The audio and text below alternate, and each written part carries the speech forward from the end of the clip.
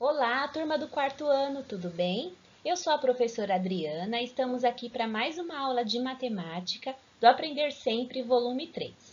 Hoje será a aula 6, uma obra de Van Gogh, páginas 31 a 33, e a aula 7, resolvendo multiplicações, página 34 e 35.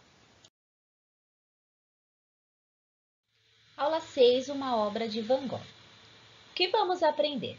Nesta aula, vamos conhecer uma obra do pintor holandês Vincent van Gogh e realizar o cálculo mental utilizando diferentes estratégias. Então, para iniciar, nós vamos observar a obra. A obra chama Passeio ao Crepúsculo, 1889-1890. Aqui nós temos a data em que a obra foi iniciada e o ano em que a obra foi concluída. O nome do autor da obra, Vincent van Gogh. A técnica que foi utilizada, óleo sobre tela. E as dimensões, que é o tamanho da obra, as medidas da obra, 52 por 47 centímetros. Na obra, a gente vê um casal passeando ao crepúsculo. Então, o crepúsculo é essa luminosidade que a gente tem do dia, tanto quando o sol está se pondo ou quando o sol está nascendo. Então, a gente ainda não tem o sol, mas a luminosidade, a claridade dele já reflete. Então, isso que nós conhecemos como crepúsculo. É uma linda obra e esse pintor ele é muito famoso, que tem obras muito importantes também. Atividade 1. A senhora Célia, avó de Ana Júlia, perguntou às meninas se havia obras de Van Gogh para serem apreciadas em visitas virtuais a museus. Ela explicou que Vicente van Gogh foi um pintor holandês que nasceu em 1853 e faleceu em 1890 na França. No acervo do MASP, elas encontraram a obra Passeio ao Crepúsculo e a apreciaram na visita virtual. Com apoio nas informações sobre a obra, respondam às questões. Letra A. A senhora Célia comentou que Van Gogh iniciou a pintura dessa obra em 1889 e a concluiu em 1890. Ela perguntou às meninas se o término da pintura ocorreu há mais de 200 anos, menos de 200 anos ou exatamente 200 anos. O que você responderia à senhora Célia? Para responder à senhora Célia, temos que considerar o ano em que a obra foi concluída, 1890. E também temos que considerar o ano em que nós estamos, que é 2020. E aí calcular a diferença, para saber se a diferença dá mais de 200 anos, menos de 200 anos ou exatamente 200 anos. Letra B.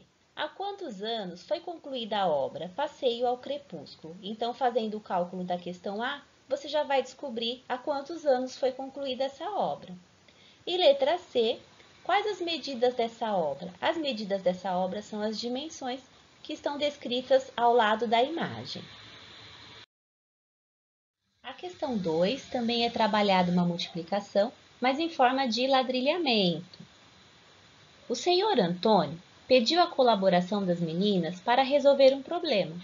Ele deseja reformar uma parede do banheiro e quer saber quantas peças de revestimento precisa comprar. Observe o desenho que o senhor Antônio elaborou para representar a parede e responda às questões. Letra A. Você acha que há 20 peças, mais de 20 peças ou menos de 20 peças? Então, aí é uma estimativa.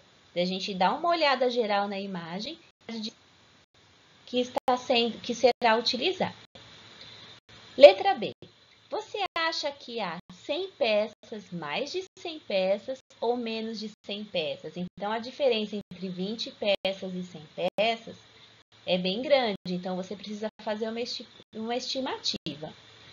Na questão 3, quantas peças o senhor Antônio deve comprar? Então, para saber realmente a medida exata, a quantidade exata das peças, eu posso fazer uma multiplicação de uma forma mais rápida. Eu calculo o número de peças que eu tenho aqui na linha multiplico pelo número de peças que eu tenho aqui na coluna.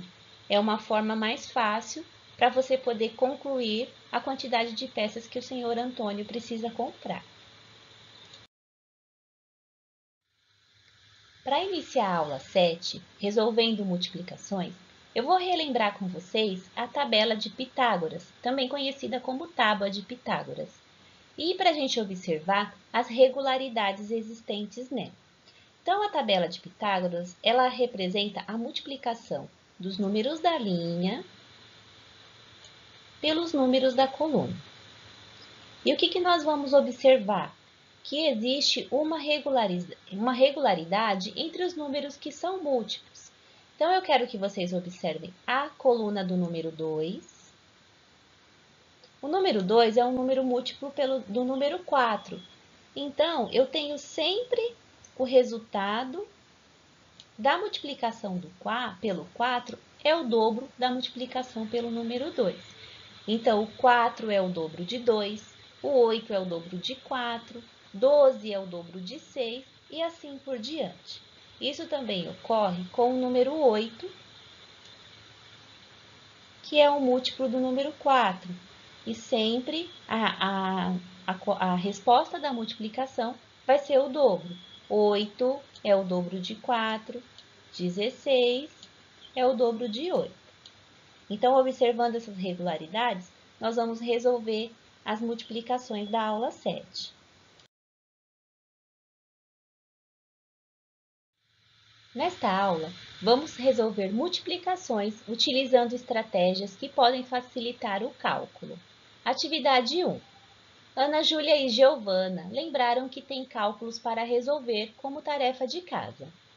Ana Júlia explicou a Giovana que busca estratégias para facilitar os cálculos e assim não resolve todos da mesma maneira. Para multiplicar um número por 4, ela calcula o dobro do dobro desse número. E deu um exemplo. Para calcular 4 vezes 25, calcula o dobro de 25, que é 50, e em seguida o dobro de 50, que é 100. Assim, obtém 4 vezes 25 igual a 100.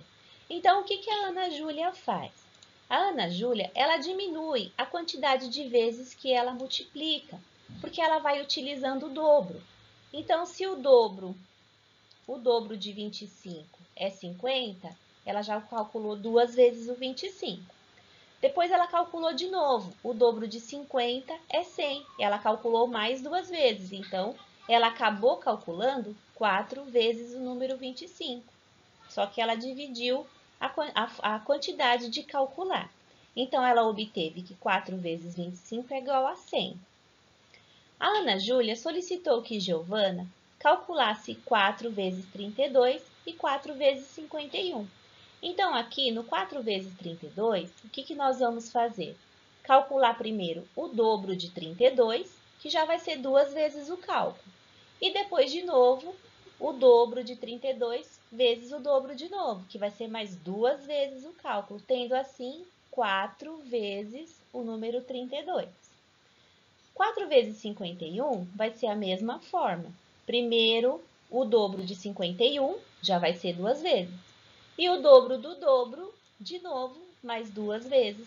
Então, a gente vai obter 4 vezes, repetindo o número 51. Atividade 2. Giovana comentou que para multiplicar um número por 8, pode determinar o dobro da multiplicação desse número por 4, ou seja, calcular o dobro do dobro do dobro desse número. Para calcular 8 vezes 13, Giovana determina o dobro de 13, que é 26, o dobro de 26, que é 52, e finalmente o dobro de 52, que é 104. Portanto, 8 vezes 13 é 104. Então, a estratégia que a Giovana utilizou foi calcular o dobro da multiplicação desse número, que é 4. O 4 já é uma vez o dobro. E aí, ela continuou, mais o dobro de 13, mais o dobro de 26, mais o dobro de 52. Finalmente, tendo o resultado que 8 vezes 13 é 104. Então, vocês vão calcular utilizando a mesma estratégia, 8 vezes 15 e 8 vezes 7, para conseguir o resultado dessas multiplicações. Aqui nossa aula termina. Qualquer dúvida, entre em contato com as professoras que nós estamos à disposição. E até a próxima aula. Um beijo e tchau!